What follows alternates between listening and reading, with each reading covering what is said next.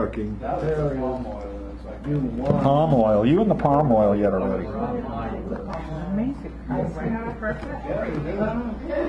Is it really working? It's really working. All right.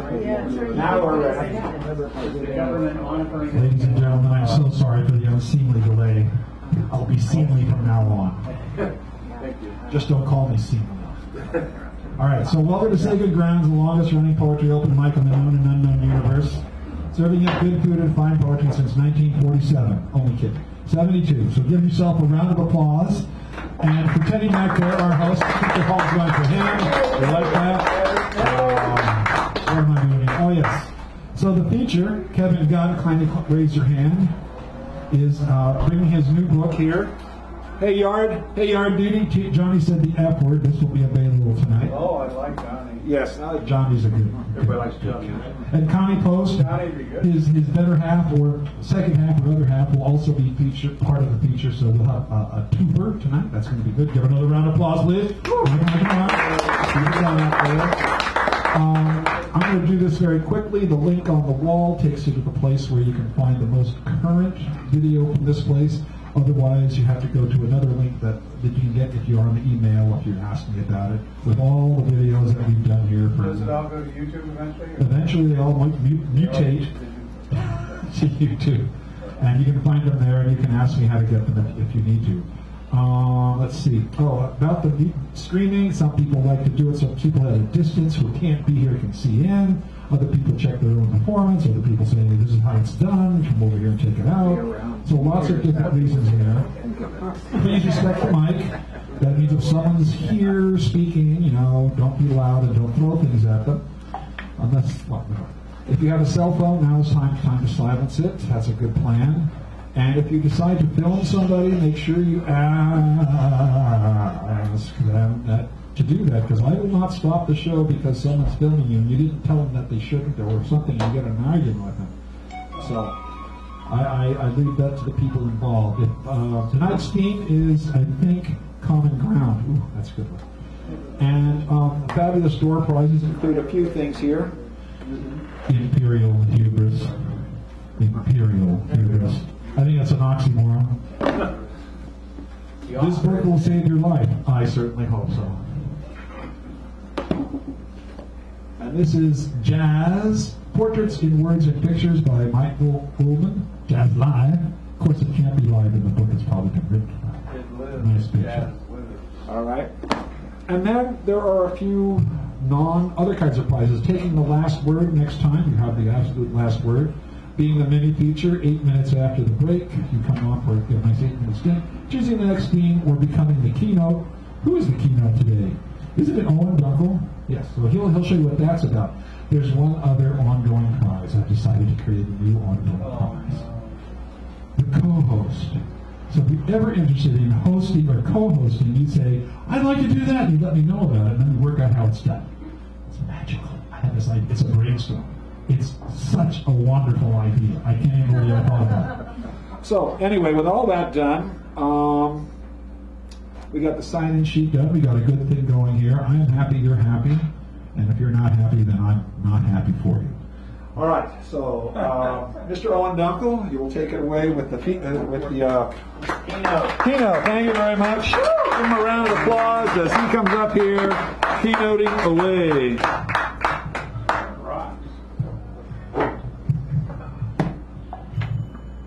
Thank you. Can everybody hear me? Okay, thank you. I'll read a short from my keynote. I'll read a short poem by Dylan Thomas called "In My Craft or Selling Art." Oh, great. In my craft or selling art, exercise in the still night, when only the moon rages and the lovers lie abed with all their griefs in their arms. I labor by singing light, not for ambition or bread, or the strut and trade of charms on the ivory stages, but for the common wages of their most secret heart. Not for the proud man, for the raging moon I write on these spindrift pages, nor for the towering dead with their nightingales and psalms, but for the lovers, their arms round the grief of the ages, who pay no praise nor wages, nor heed my craft or art. Okay, thank you very much. Mr. Owen Dunker, thank you. Owen. As he read a poem by someone else, I do hand them this so you can write your name and the name of the poet in the poem and then get that back to me as when you Okay, can. I don't...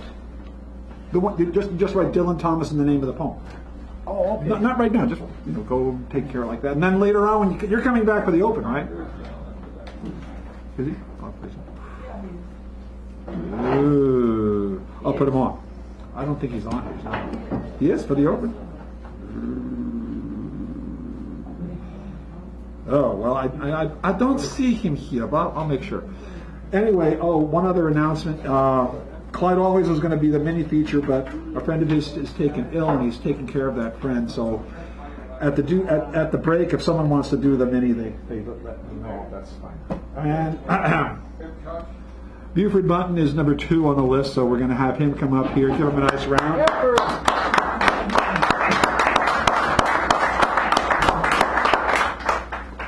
This first, as most people, some people know here, I'm crazy about baseball, so it appears in this poem. This is called Ballpark and Work. The ballpark and work is simple. I go there for 3 hours or I go there for 6 hours. Everything else is I have to plan around it. I hold on to the rail which keeps us fans from getting stuck in a 2-piece closed gate that keeps us off the playing field and for the most part prevents arrest. 2. At work I go there, attend 3 to 5 classes with my students depending on the day of the week, try to keep them happy and doing what they're supposed to do. Then go home, eat, listen to the radio, and go to sleep. I thought I like the ballpark and work. I get paid and entertained. Nice. All right, that's that one. This is the summer school this year. I work with preschool kids, which I used to do 30 years ago. So it was going back. And plus, these kids are a little different because they're special ed kids. But this is called Another Day. Another day in the pursuit of preschool education. I, the first one in the classroom, the sound of other rooms closing doors, rearranging desks, the cars outside. Summer school continues. We got time for one little more? Yeah. Okay. Instantaneous poetry. Verse written for the reading. Perhaps a keeper. Perhaps just keeping things going. Either way, incredible mind exercise. Nicely done.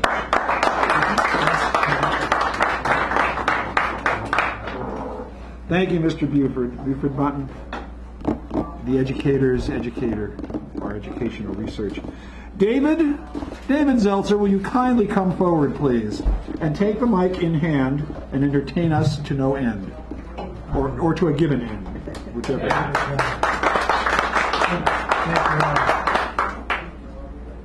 June.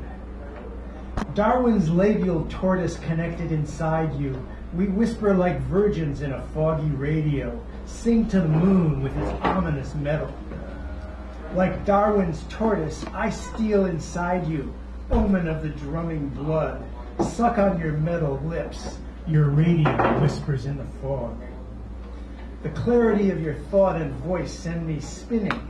Greasy turbines flow in the street. Like an insect you barely feel, I bury my face in a sea of teeth. You look, Darwin's dear tortoise, so beautiful, like a drunken boy lost in the fluid of your lips. Our cartoon cargo inches into you.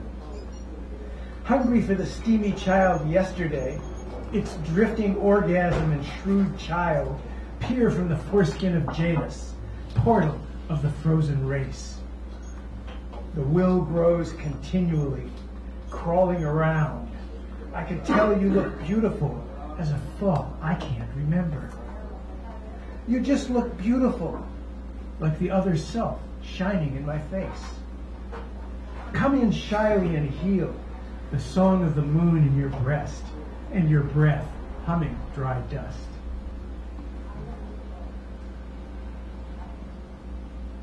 Scaling the rock wall. With little sleep, the machine scales the rock wall, curved like airplane flowers in a small courtyard without pants or moderate breasts. Someone says it's okay to run away with cucumbers and dead fish you see before the telephone rises above his neck. In amazing detail, drown with grandmother as she photographed air from the dungeon wall. The Goblet. I hope this is the last heartbreak poem I ever write. The Goblet. Did I ever give you flowers that push up through the snow? You asked me only once. We loved until something we never understood burnt to the waterline. An empty goblet waits for surgical fluids to fill it to the brim, its stem straight and slender as a spinal cord. The goblet left from the fine china case into a lonely operating theater. One masked patient there. Where are the doctors? His heart beats morosely, connected by tubes to lively cyberstones. Can the patient survive the fearful, desolate river no one remembers? The automobile that backed into yesterday's missing airliner full of tiny Egyptians. An empty bed, a night of voices yelling at each other, and the goblet filled with his heart, all of it. I stroke your breast under your silk gown. Solar wind becomes birdsong in my chest. I labor up a hill so steep you love me in the shower. A medical journal reports how many of us see the sky and are depressed. Tiny electric fingers in the back seat of the squad car read newspapers until the surgeon begins. Internet gangsters hack the cyberstones and the heart stops. So what? The surgeon is really a dog in a doctor's suit, and the patient dies 1,000 times a microsecond, sending spam to every neuron. You leave the blood-filled goblet in the bedroom. And Wow. when a door closes, another one opens. Thank you. The Silk Road String Quartet. Masked gunmen fall like raindrops on the hard-packed soil. Open the earth for flowers who whisper overnight to birds and dandelions, drawing glassine borders on the map room physiography, naming all the robot music heard by aged traders on the Silk Road gravity slingshot. Piano, bass, and drums condense into whole galaxies of jazz, whose dancing angels dream of ice. The winter sky hums a few more stars. Thank you. Thank you. Wow. All right. Woo-hoo. That's great. And now I'm going to read the next 5, so people will not be surprised at who they are or where. We have coming up, the person who does the keynote always reads a poem by somebody else, so Owen's going to be coming up next. Then we have Marvin, then Pam, then Delta. Thank you for coming back. Philip, Clara, Danny Boy Blue, Richard, and then Mr. Martin Joseph before Kevin and Connie come on. Who is that guy anyway? So where is Mr. Owen Dunswell? Come on up here. Give us some of your best. You always do. Huh? Oh, thank you so much. Thank you so much. I totally forget everything.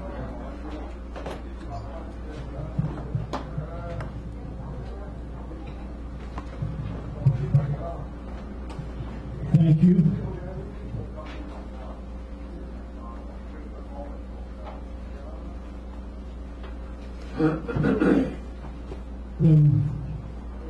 The voice of the flowers. The voice of the flowers that knew many, likable to the slow crawling of the vivid ivied vines, just like the quiet varicose veins, quiet now for many centuries.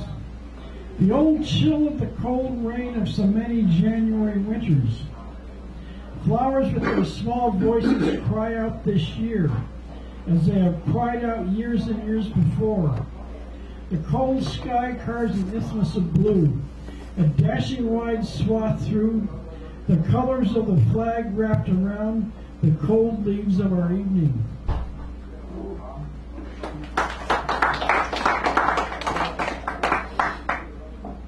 Music is where the heart is.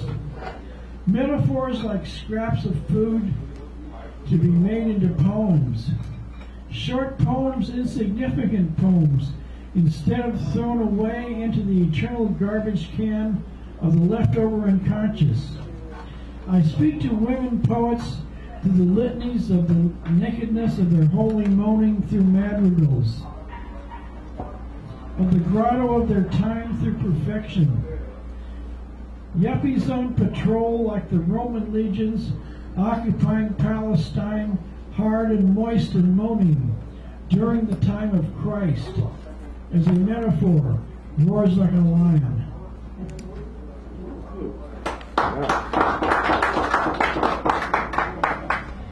A BART ride as a metaphor of the color red. A blue burst as the color of the quiet sear of sound. Reverse of its color of red is blue as the sharp eyes of its sound of the recognition of the recognition. Of its sharp thrust upon consciousness, of the blue of real evening air, is the reverse of the sun situation of its destiny, of its final metaphor, as the color red.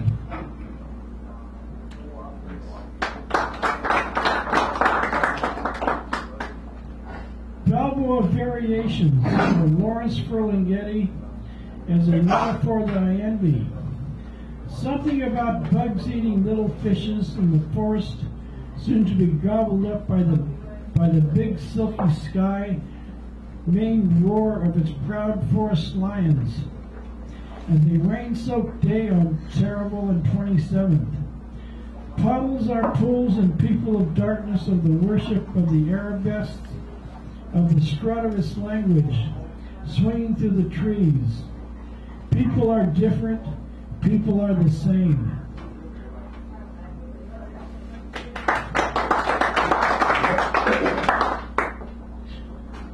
The Esperanto of the psyche. I said that to a chick at a party one time. Laughter seized us and threw its spirit with us right across the room.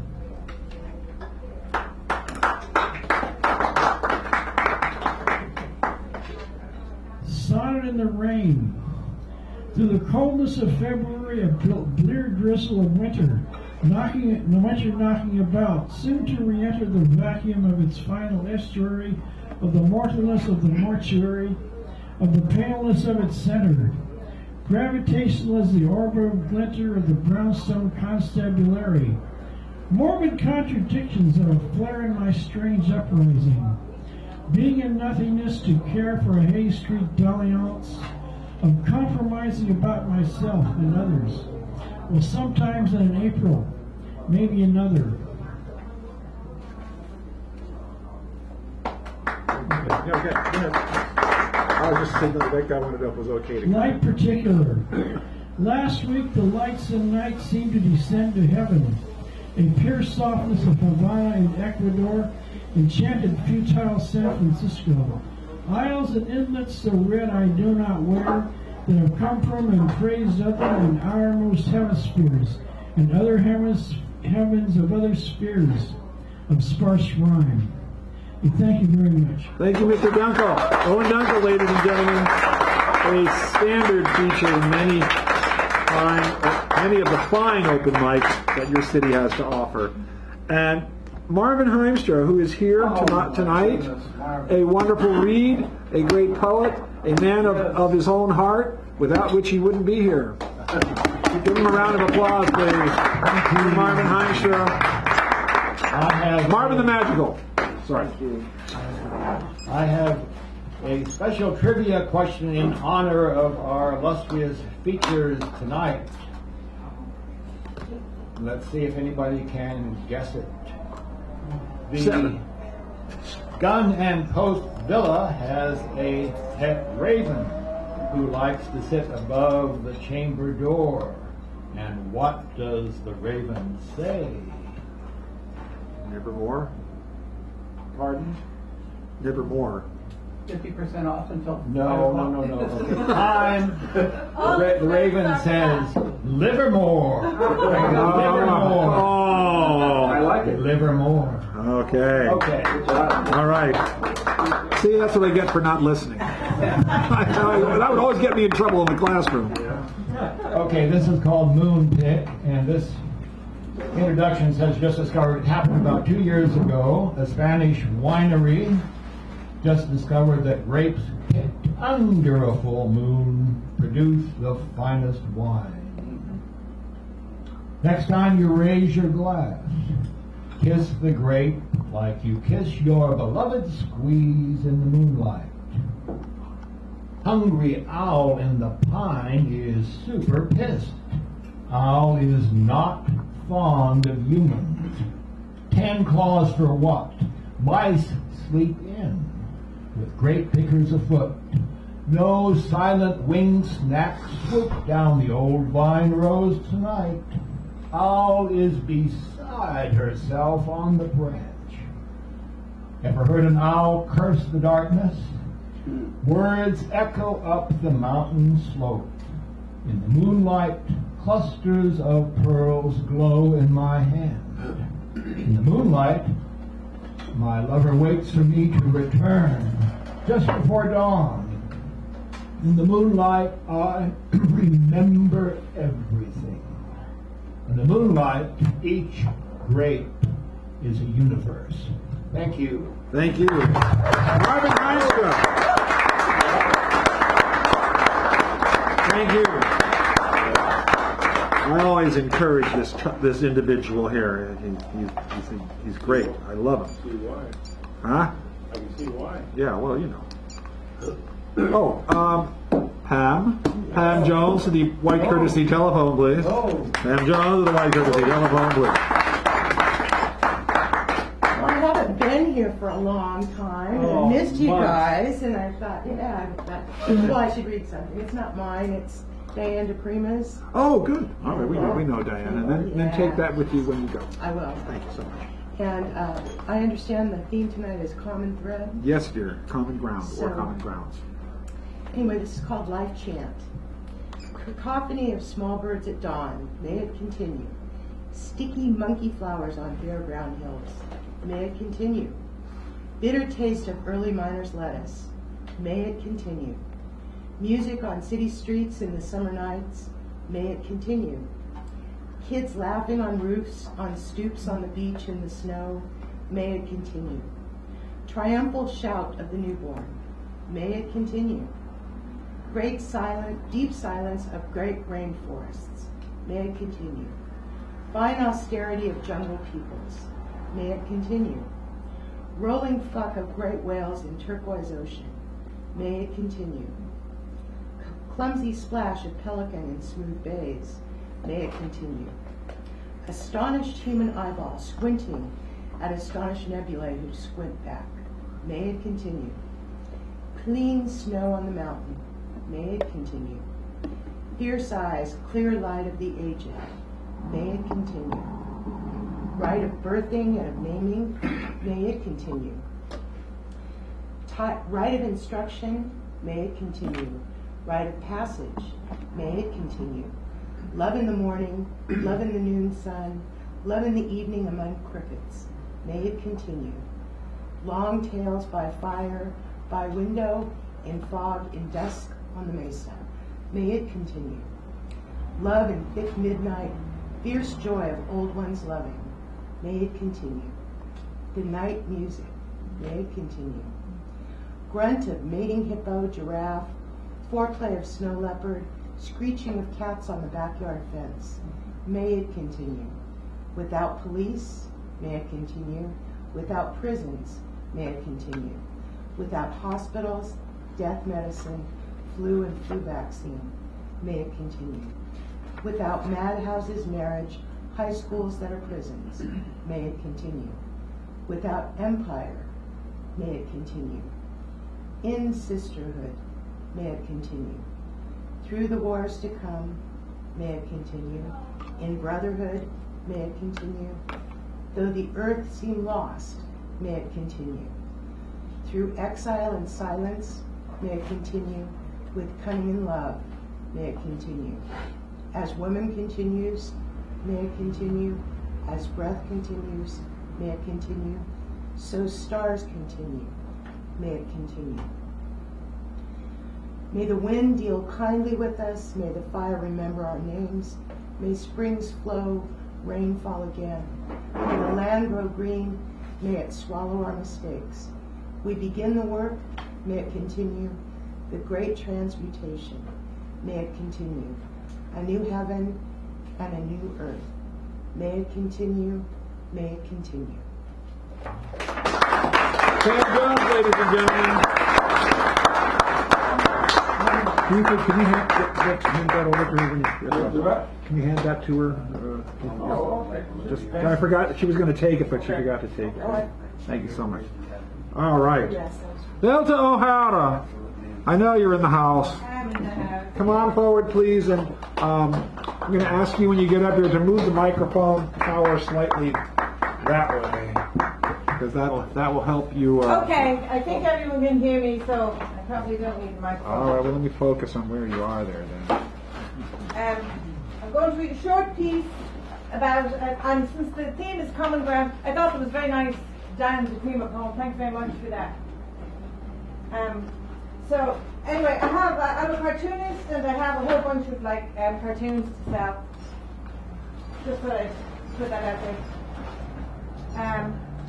Okay, so this is, since the theme is common ground, Yes. and since all of us here are mostly like over 18 and such, so I think this is a look back that probably we have somewhat in common. Okay, so this is California, 1994. I'll use this one, it's not a problem. Okay.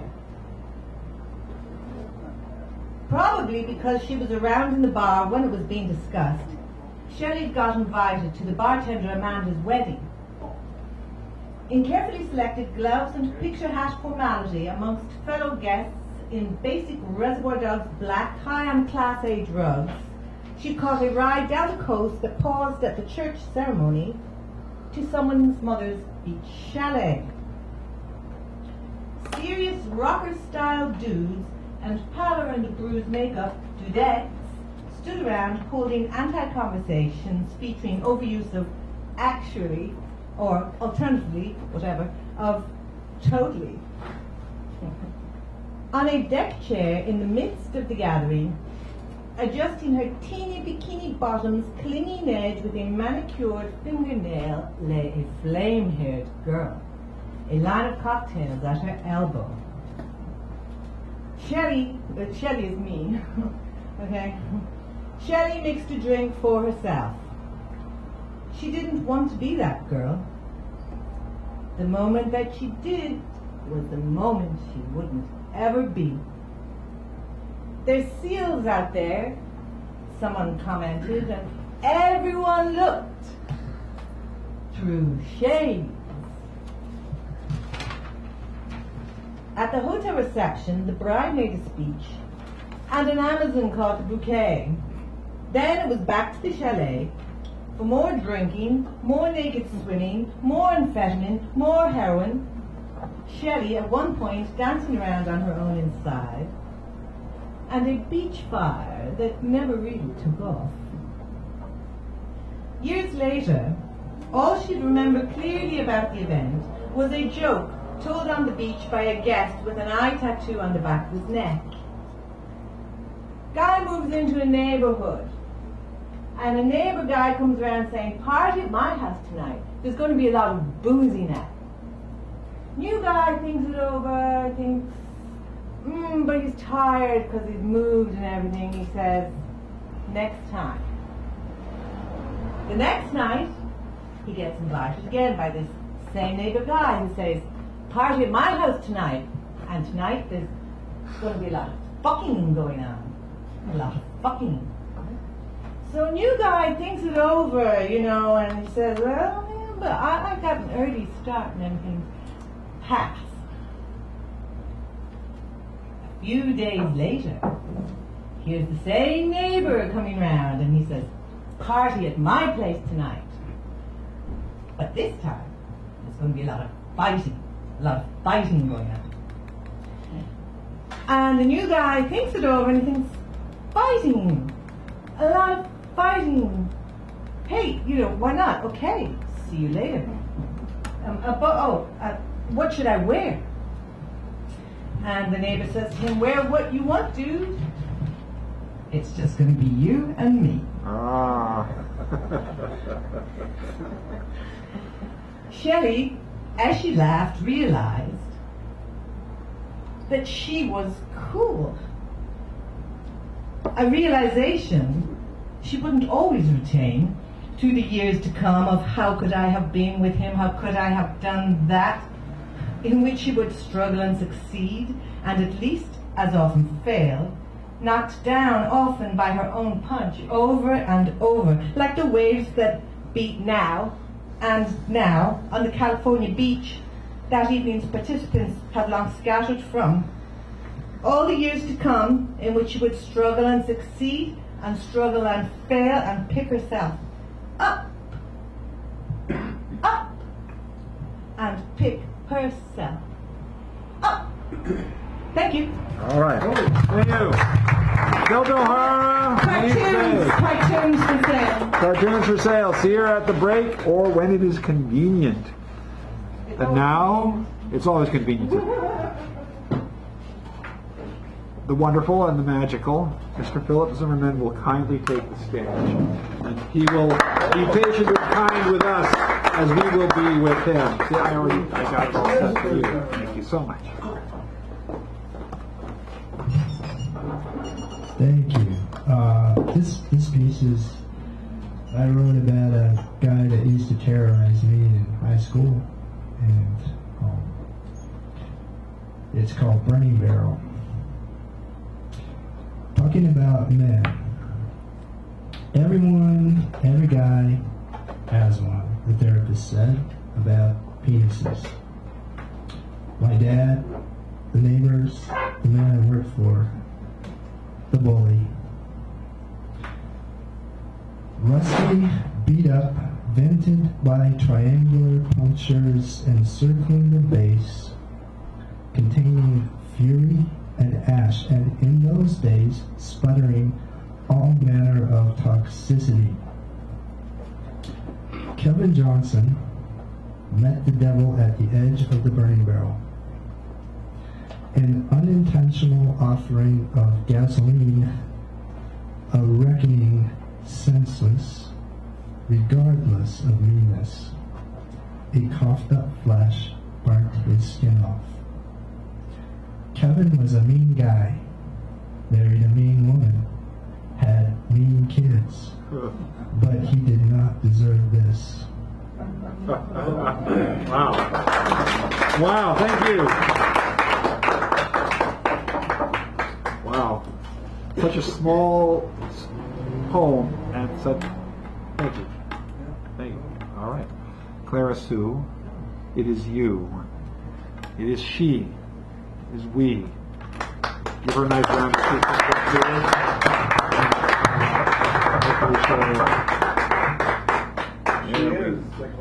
This is common ground. Yes, dear.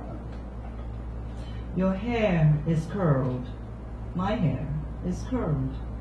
Your color is blonde. My color is blonde. You wear something. I wear something. You eat.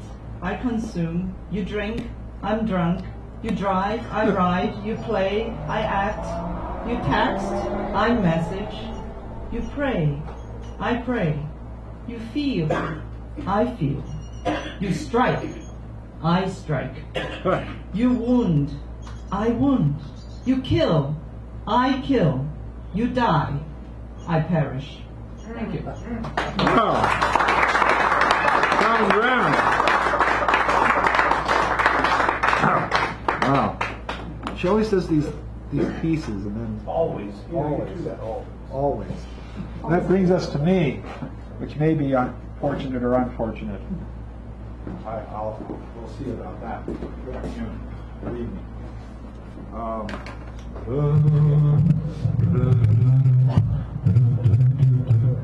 I got to see if I'm there. Hold on a second. Because that way I won't have my head cut off. You know, and that's. How can you be No, there no, when no. you're I looking think to see if you're there? I think I got it. It's very easy. You're not there. How do you look out there? All right. So common ground. Oh, you're crying? Yeah. Common ground. I'm sure you're right. Hey, Dan, it's getting kind of cold. Would you mind if I close the door, or do you want it open? Yeah, Teddy always likes it open, Oh, okay. so That's, and it has like a special thing you have to switch or do something. I don't understand it. Okay. Boy. Well, political or not political? Just Both. Political. all right. Butterfly. And then I'll butterfly. all right. So this is the political one, common ground. I don't know this well anyway. Mohammed Bouaziz. Yay, Muhammad Bouaziz! You know the guy? My hero! My hero! Then we I have. love his name! I love his name! All right. So here we go. Mohammed Bouaziz. Bazbousa was born in 1984. He never went to what we'd call high school, nor for that matter college. Though he had dreams, as any of us have, dreams. He wanted an education, but decided to work to put his sister through first. Determined, he set out in life from the age of 10, then quit school in his teens, but in his rural town, Sidi Bouzid, unemployment, the official rate, was 30%, and corruption was a way of life. When he couldn't get into the army nor find work through any local concern, he understood it was because he had no pull, except for what his muscles could offer. His dependents were his mother, uncle, younger siblings, and his sister, who was attending university. He earned about $140 a month selling produce on the street, but he had an immediate goal. He wanted to buy a work van, according to his sister, Samia. Now, although the local police had confiscated his wares before, even as a child, the last time it happened was December 17, 2010. The policewoman demanded to see his permit, even though one wasn't required, but he was in no position to pay the bribe. He'd just gone $200 in debt, buying his fruits and vegetables. So after she, Officer Hamidi, slapped his face, spat upon him, confiscated his weighing scales, overturned his cart, and had her underlings beat him into the ground, screaming insults about his deceased father, he did the right thing by going to officials to complain. When denied admittance to the building, he vowed to burn himself. And less than 2 hours after the beating, he sat down in front of that government building, soaked himself with inflammables, and lit himself up. He burned, though I guess someone tried to save him, because after some few days, when protests began, the government yawned and began to pay attention. As protests grew, they provided better and better care. The president even visited him, but he died 18 days later and did not live to see the dictator Ben Ali flee. Nor did he see the change inspired by him, how torches lit the flesh of dozens more, and the ripple effect ran on and on, west to Algeria, east to Egypt, Saudi Arabia, south to Mauritania, Yemen, and north to Jordan. Would he have wept to see 2 million in Cairo, laughed when the government there blinked, or when Jordan and Yemen sacked theirs? He did not have to see any of that to know he'd done his work, tried his best to better his family's lives. He had fired back at a lost and corrupted system. He didn't care that vital U.S. allies were weakened, how WikiLeaks and then Facebook further fanned the passions. He had wanted to feed his family, put his sister through school, buy a work van, keep his family happy, maybe raise a family of his own, go through life, both ordinary and unsung. Yet, It could have been so simple, but somehow in ossified dictatorships, it never, ever is.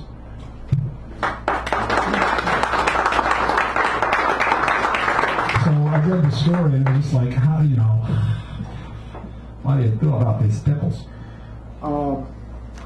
Okay, so This is they call it singing, it's also a common ground kind of thing.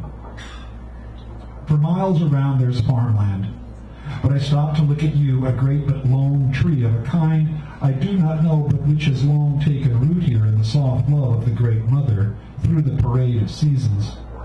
Your leaves seem golden in this light, and you whisper, your limbs motion so thousands of leaves move, following in millions of ways. This is your body singing. No wonder children love to come here and regard you as friend. Home to any bird, they join in with you, though they play tunes of peace or drink, and you sing only of time. I took a portion of this day to get in touch with you with peaceful intent, give you a pat, speak softly, and in a way offer to you the grace I feel as my beautiful eyes behold your naked, elegant frame.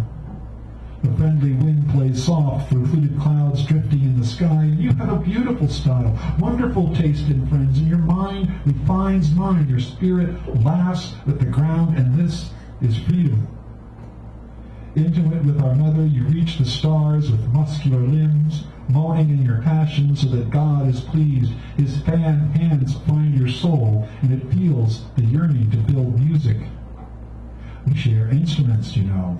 We are companions on this earth, and with it, so we are friends with the sun and its planets. Mountains and clouds envy your dance as they might my legs or tongue were I among them and singing as I do now, hopefully with you as you dance. So there will be no sleep tonight. I am become a pilgrim with the whole of this prairie as my summer house, and it's true, love does bring out the truth that one is never forsaken, as one may be by the joys of our simple paths. Surely, my friend, we can guide each other here, find what's hidden forever when all we have is time.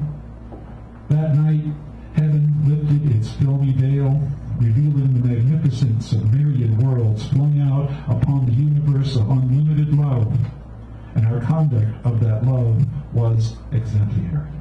Thank you. all right. Thank you so much. Thank you. Now, wer ist die Nächste? Wer kommt jetzt?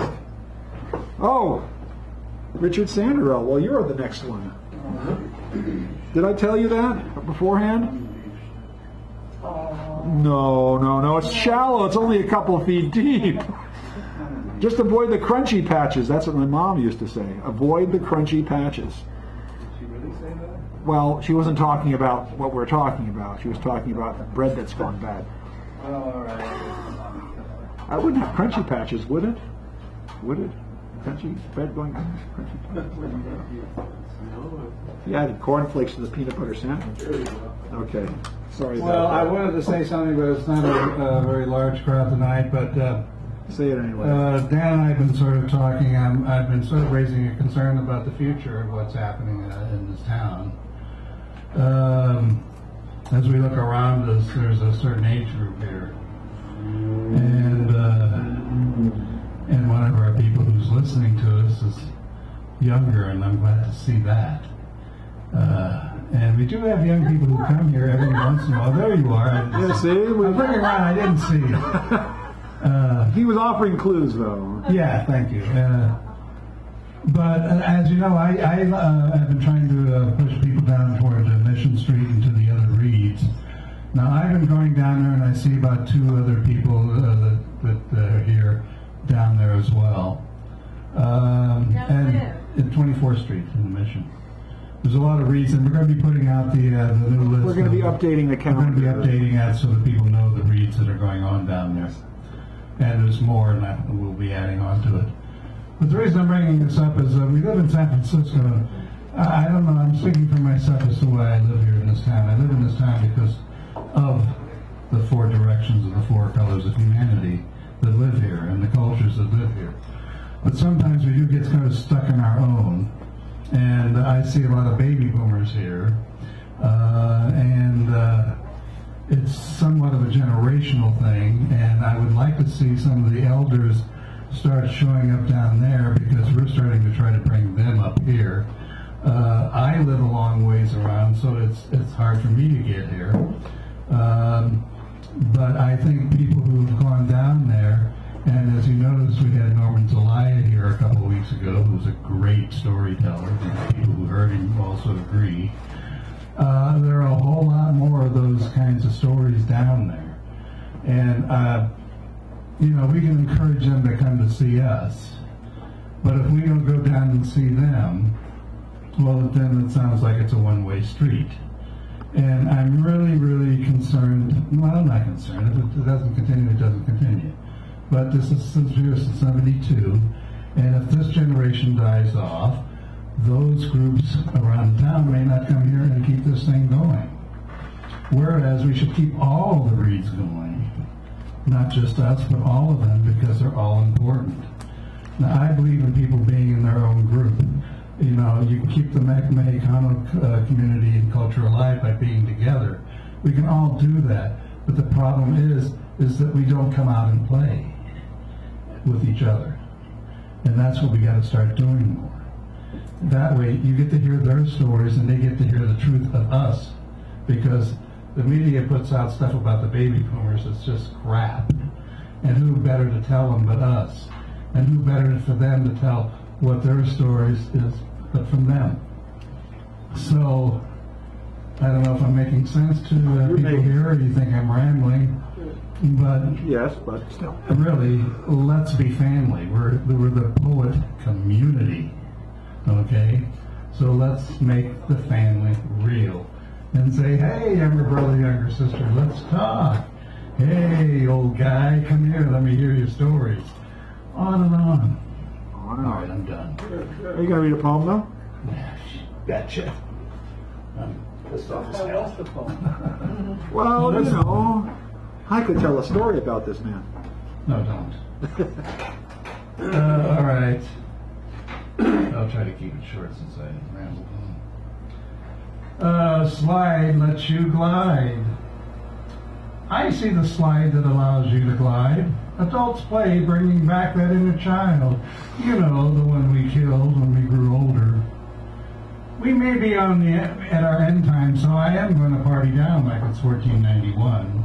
I introduced myself to my inner child, to the adult. Though they occupied the same building, they almost forgot about each other and became colder. I want to go to a go-go. I want to dance in the street. I want to live my life, not for any government, religion, or those who try to convince me, or any of the other saviors out there saviors. Fuck the celebrities and all the manure the media gives us, and it makes us to feel superior and important, so it makes us happy. Only I can make me happy. American culture. Really? We need to look out for each other, not kill each other. Ask yourself who really profits from all this hatred, killing. Impotent leaders called George claim that they will either keep us great or that they will work to keep the empire great again. They will rob you of your self-realization by sending you to forever wars, giving the populace both poor and educated low-paying wages, then work them to death. Tech heads find that out. From what I've heard, they're on call 24 hours a day, working them to death as their lives age, never to realize who they are and never to play as children to remember the awe. But then again, maybe I'm too far removed from the later generations. Their first real toy may have been a device, and this is the only thing that floats their boat. Not to blame the younger, we all have our devices, or, like the good Amish, you'll use someone else's. Trying to regain your own sanity, trying to gain my own sanity missed a lot. There are great human beings out there, and it's getting harder to connect. Come out and learn just to play. Come out from the four directions. Dance for the sun that warms us and the mother who protects us from the sun's wrath that chars. Don't just stand there. Bring back those learnings as a child. Bring back that milk of human kindness. I'll end it there. Thank you so much. Mr. Sandoval, encouraging us, conniving, conspiring with the world at large to make us better than we are. All right. Thank you very much. Now, Mr. Martin Joseph, I tried to signal you with my eyes and stuff to let you know that you were next. But you are the next person, and you know it now if you didn't know it before. Oh. Forewarned is forearmed, even if you only have 2 arms. Oh, okay. Just set it on beautiful. Well, you know, that's a good. All right. All right, give him a round of applause as he comes under our necks. He's the ultimate person before Kevin. So you're he, then you. So you know. Oh, wait a minute. He's doing something else here.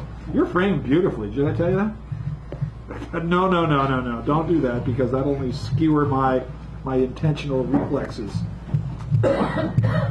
I'll get back to you.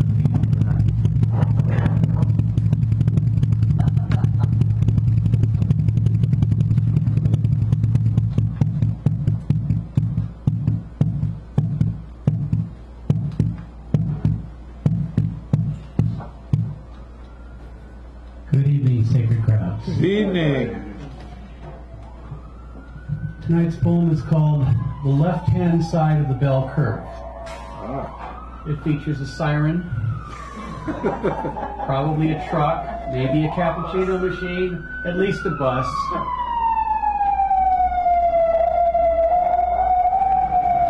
Or all of the above. Good luck. Yeah, that's what I said. The left-hand side of the bell curve. To build a fire in weather too cold and wet to describe, to nurture it from spark with clumsy frozen hands until the spindly fibers of flame can grow for themselves. This is the impossibility of time. And yet, it is what we do. Because time has had all of time in which to do it. To make us. With such a miracle, it's easy to forget that the left-hand side of the bell curve is there at all. Technology springs to life with images and clanging sounds showing us that everyone who plays at the casino wins big, wins beyond their dreams, wins beyond knowing what to do with it all. And yet, it is there. The left-hand side of the bell curve. The Greyhound bus, one-way ticket to Palookaville. That is the far more likely outcome when there are no clocks and there is no sense of proportion. Crooked Donald repeats the mantra of Crooked Hillary over and over and over and over, following the recipe, if it worked for Hitler, if it worked for Goebbels, why wouldn't it work here as well? We have the very same left-hand side of the bell curve. Now, we want Krishna. We really do. But Shiva has unlimited corporate funding. She shoots caribou from a helicopter with a high-caliber rifle and then walks the red carpet to her G5 jet. Such is the mindless binge that unwinds eons of karmic development. For every miracle of fire on the frozen tundra, there are piles and piles of winter's bones, enough to make us all want to understand something about the left-hand side of the bell curve. What would others say across the Milky Way? Is there another George Armstrong Custer currently raiding the Virgo supercluster? And who is there to see ya in the great Lanaya Kia that looks down on the Milky Way like a grain of sand? While we cannot regulate our dose, perhaps we should not get too close to the great attractor. Perhaps it would be best not to broadcast the rest of the Republican convention into outer space. A little discretion, please, before some distant predator sees how easily we are manipulated. Or perhaps it is not the distant ones that we should fear. That perhaps our greater enemies are near. I think they're already here. They are the ones who have the nerve, who have the means and the prefab scenes to move the strong emotions, to send missiles across the oceans. They ride the top and they think they deserve to manipulate both sides of the great bell curve. Hang on. Marty Wilson! I got to see. I would like to see.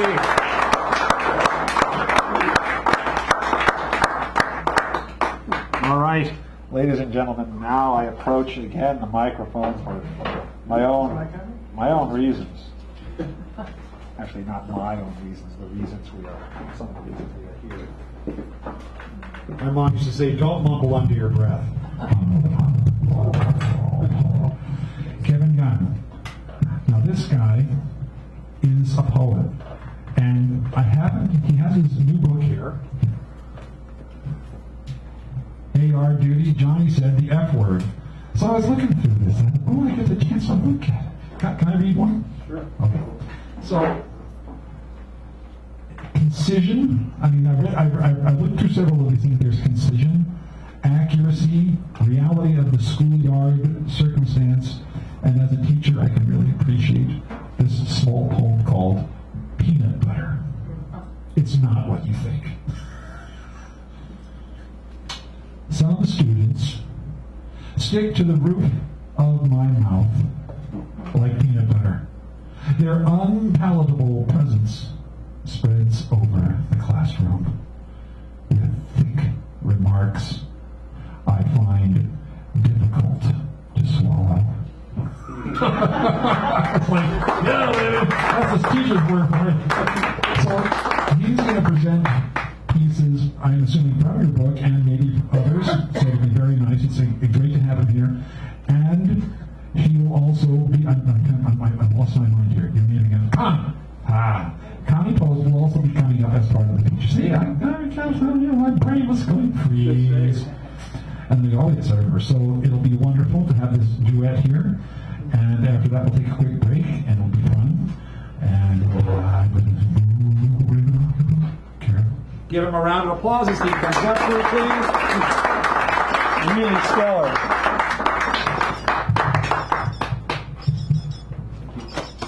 Thank you, Dan.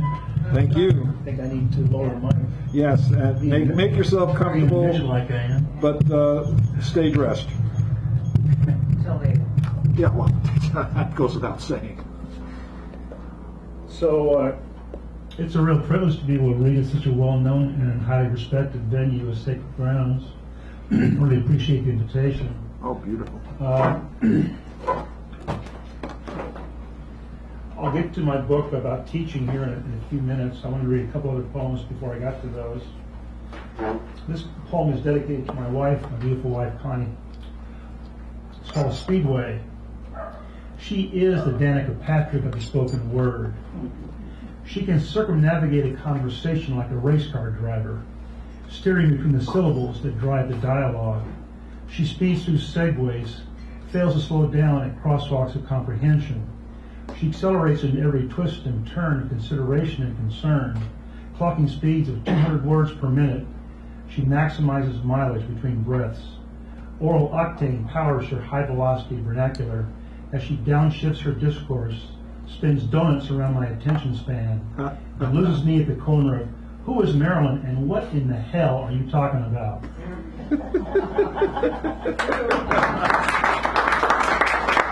I'm always wondering, you leave me a trail of breadcrumbs so I can keep track of what you're talking about. I just wrote this one last weekend called Vesuvius. Unfortunately, I have a tendency to channel my inner volcano. Esophageal eruptions spew fugitive acid, enough to make Dante's Inferno seem placid. Chips and salsa turn up the heat. Barbecue makes me feel the burn. More pepper jack cheese, please. When will I learn? Manicotti magma too soon starts to flow. Milk of magnesia tries to squelch it below. Pepperoni does its combustible part, and all-out arson assault on my heart. The best blackened bistro fires up Cajun, unleashes the lava, keeps my GI raging. I chopstick Chinese, a certain spicy Hunan, brings tears to my eyes. Can I keep the lid on? Oh my God, here it comes. excuse me. Everybody watch out. Oh my God, here it comes. Somebody help me. For God's sakes, pass the Tums.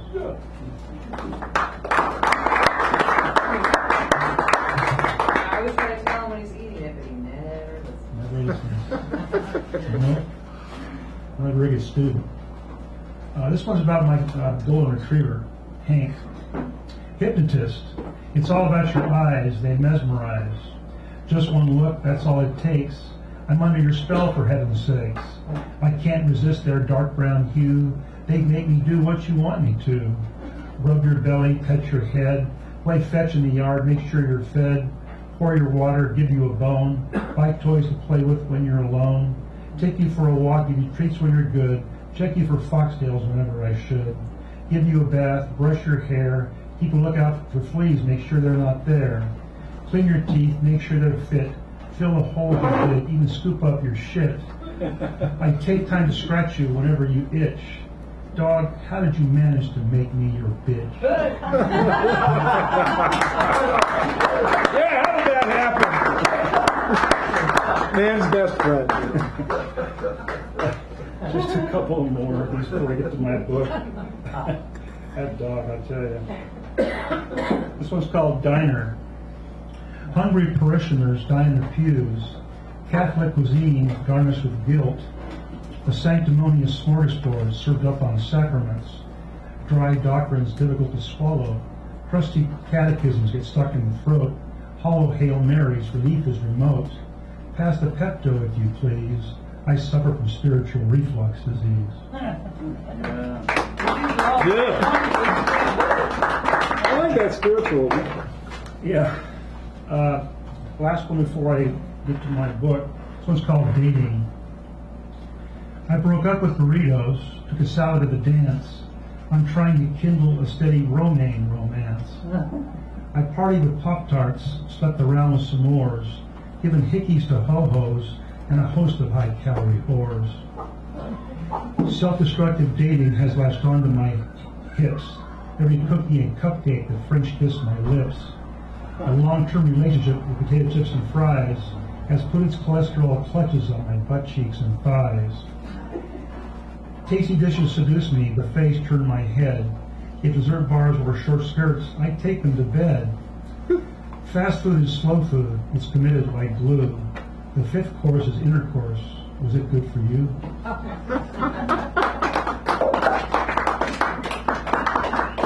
Thank you. Yeah, I have a long-standing battle with eating all kinds of foods, as my wife will certainly concur. You should say you were a high school teacher for 40 years, so they know. He was a high school teacher for around 40 years. Took the word out of my mouth. 40 years. Yeah, 40 years. I'm a survivor. I actually enjoyed it, but there were challenges, as I'm sure Dan can relate to. Here's a poem from my book called Anybody. As in, anybody? Anybody? I asked the class a question, wait for response. The seconds calendar over me like the month of January. Nothing. Not one student has anything to say. I rephrase thinking they don't understand. Still not a stir. I attempt to stimulate a discussion, clarify what I mean, offer an illustration. The lesson glaciers along. I look at the clock, pray for a thaw. Only 5 minutes have passed. Feels like an eternity to a teacher on ice. Yeah, it does. First 5 minutes of class.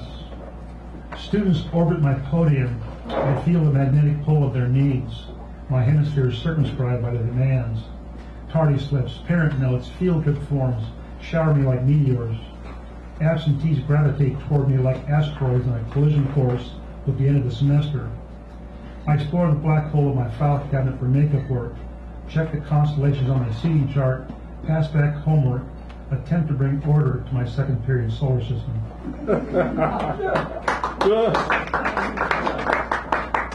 Thank you. Tardies. Excuses dressed in denial arrive on skateboards. Mock punctuality. Parade lame logic past my skepticism. Park their irresponsibility next to my consternation. Open their backpacks brimming with disregard for instruction. We have another educator in here that can relate to that. I hate tardies. Onions. I grow onions in class, multi-layered lessons I feed my students. I labor to teach them to peel back the outer skin, inhale the information, sniff to the sources, analyze the aroma, breathe deeper, uncover the pungent odor of insight, the smell that will stay with them. Nice.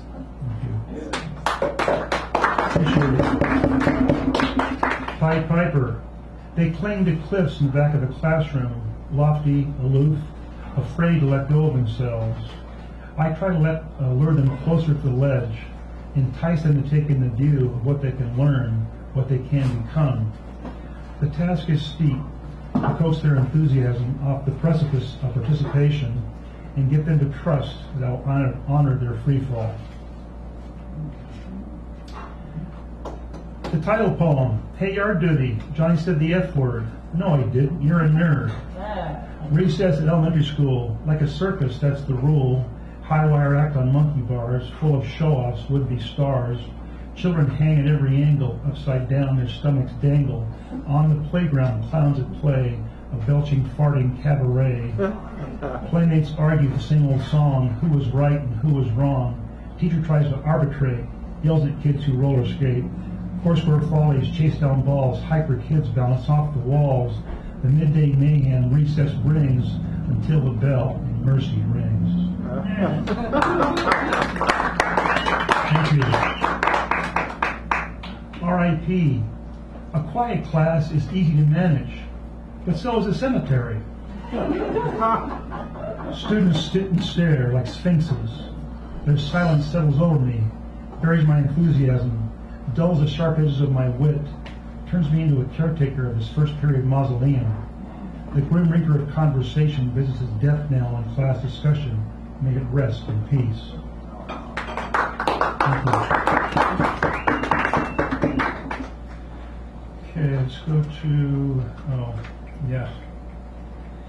homework hieroglyphics. Words obscured by penmanship migraine my brain.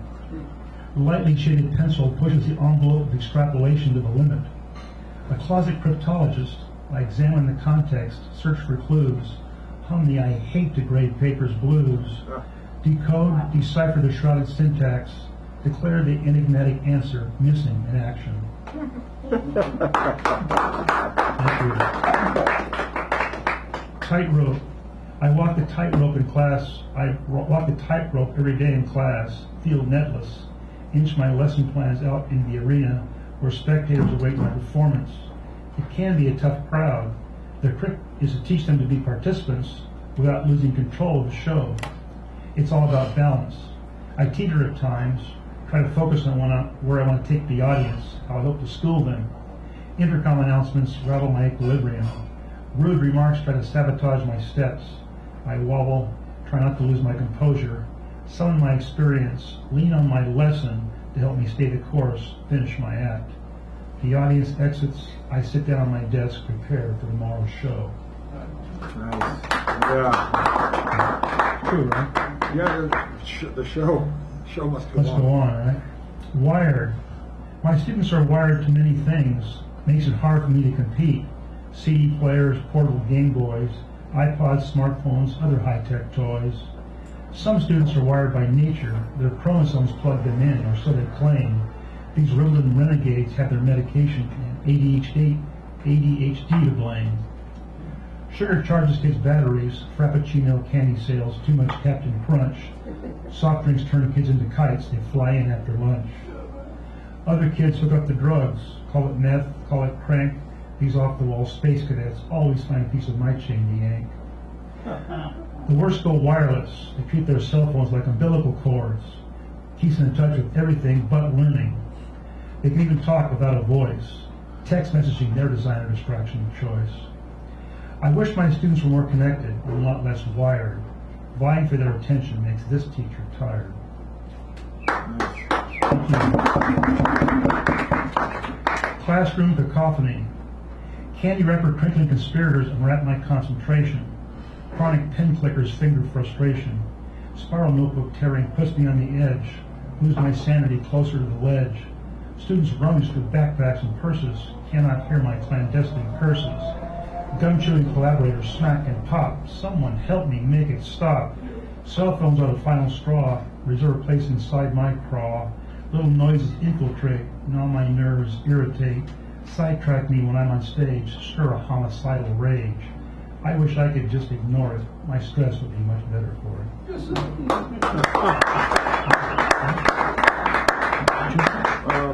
I don't know what.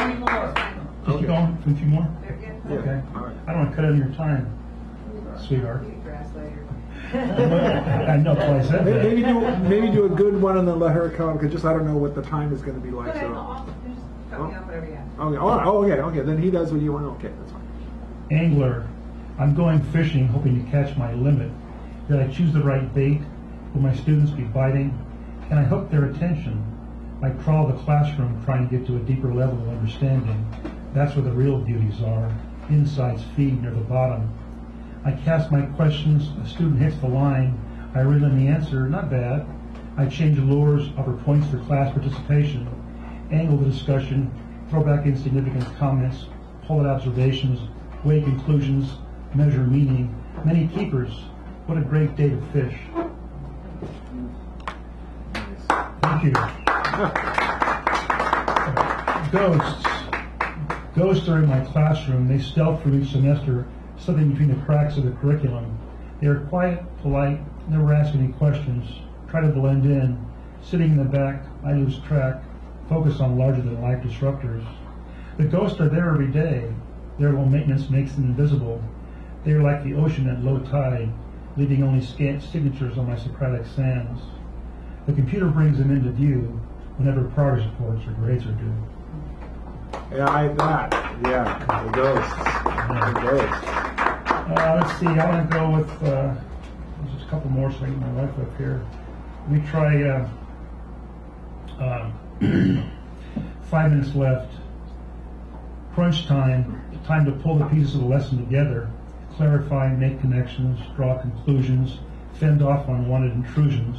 Announcements intercom their attention-stealing way in these critical moments. I watch my students' fleeting focus evaporate like flatulence in a spacesuit. Backpacks open, textbooks close. I plow ahead, raise my voice, refuse to wave the white flag, yet feel like Custer. Nice. Okay, my last one. Amnesia.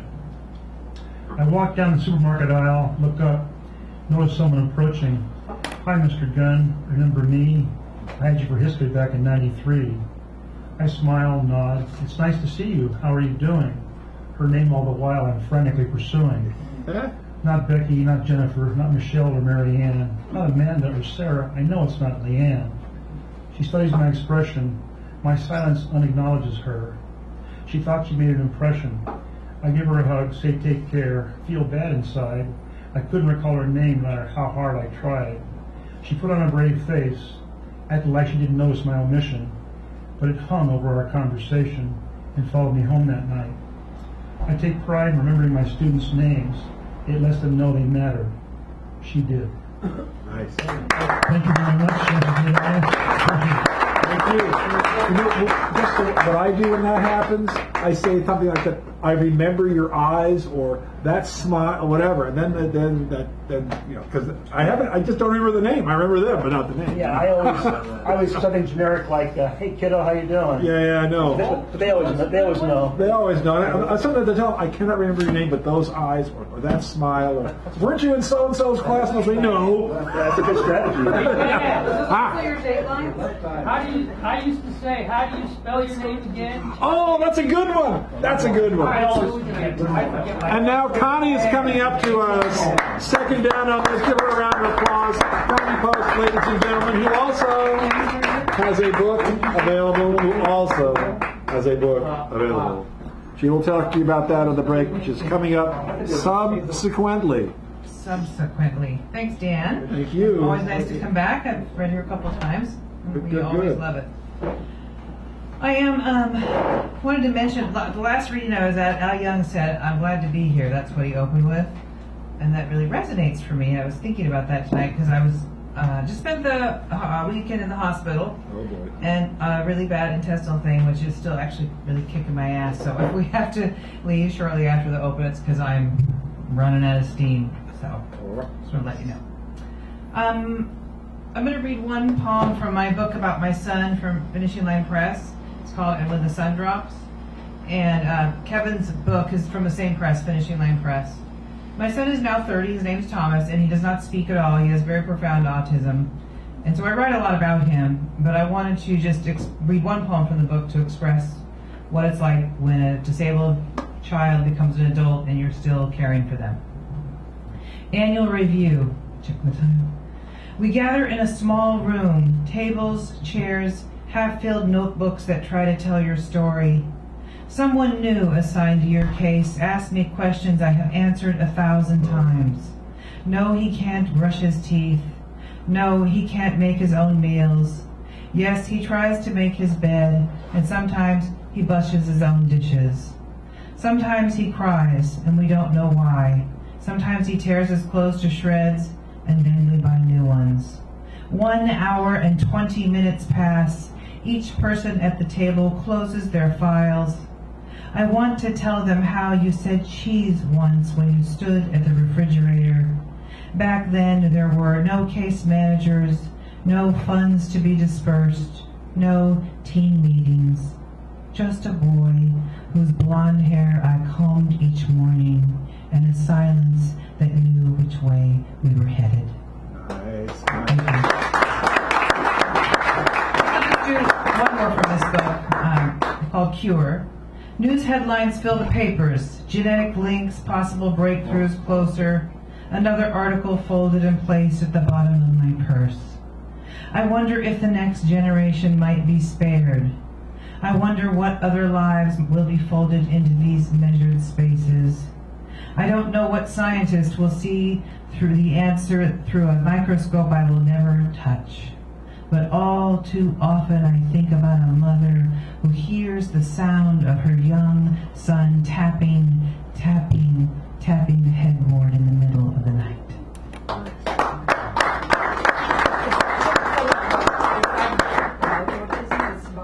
It's about, yeah, they're all, yeah, it's all about my son, yeah. I can't believe he just turned 30. So for my Common Ground poem, I thought I would read this one. This is from my book Floodwater from Glassfire Press, called Incantation. There is an old church at the end of a dirt road inside each of us. Even though we never prayed, never believed in God, we found places to kneel when no one else is looking. Found a way to open the heavy door, look inside, and at least wonder who built the altar. We have folded our hands quietly while the field beside us has burned. We have said grace while our bones break. After we walk over the sacrament of a gravel path, we may even pause, look up at the trees, and remember why they took a vow of silence. Once every winter, we may leave the house before anyone is awake, step carefully across the burnt offerings of dawn, meander across a field with too much undergrowth, and finally remember why we've forgotten how to genuflect into stillness. Do one more. And then the other one I'm going to read on the Common Ground is, I think most people that I talked to can agree that we're all sick of war. Sick of war and invasion. So a friend of mine started a project that if you could write a letter to Iraq when we invaded Iraq, or write a poem to Iraq, what would be the poem? So this poem is what I wrote for that project of hers. She got poems from all over the world. Kyrie to Iraq, and the epigraph is Kyrie eleison, Greek for Lord have mercy. I think of you most often at night when the ground is silent. I think of you when darkness invades, when I can't roll over without waking my own subconscious. There is an empty vase on the dresser that makes a strange reflection in the dark. I wonder if it is Baghdad telling me it is trying to live. I wonder if it is another ending I cannot see. I feel your wounds open on my skin and press to close them, but the gauze falls away like peace. There is a small light across the street that calls to me, begging to know why I can fall asleep, but you cannot. Why the ceilings of a mosque have crumbled again. It is 11 p.m. and all I see in the dark is the hand of a small boy, reaching out, pulling himself from the rubble. But I cannot grab the hand, for it is the shape of a country, and each finger is broken. I find small sticks, frantically glue them together, but I am told in ancient languages there is no splint for remorse. I cannot find a way to mend the quilts of each torn twilight. I keep going back each night, waking in the rubble of crushed stone. I want to say I'm sorry, but your sons and daughters are gone, and even the mosque has not stopped weeping. As the night coagulates, I keep remembering a prayer I was taught in Sunday school. I keep saying it to myself, even though I know the sky cannot hear it. Kyrie eleison, Lord have mercy on us. Kyrie eleison when I butter my toast in the morning. Kyrie eleison when I see the same boy's hand who cannot find bread or even atonement. Kyrie eleison for the sun who will someday swallow this earth and the ground who will no longer be silenced. Wow. Signpost. Thank you. Colleen, Kevin, John, and they have their books here for sale in consideration. I really ask you to take a look at that. When we talk about a first half, that's a first half, right? But we have, coming up, we have Hal Robbins, E.K. Keith, Chris, Yasmin, Marco Harps, Garrett Murphy. So we have a heavy-duty second half coming up. It'll be wonderful. Please talk to them. We're taking a break, and this thing will be turned off during the breaks, just so you know. People don't have to worry about anything. All right?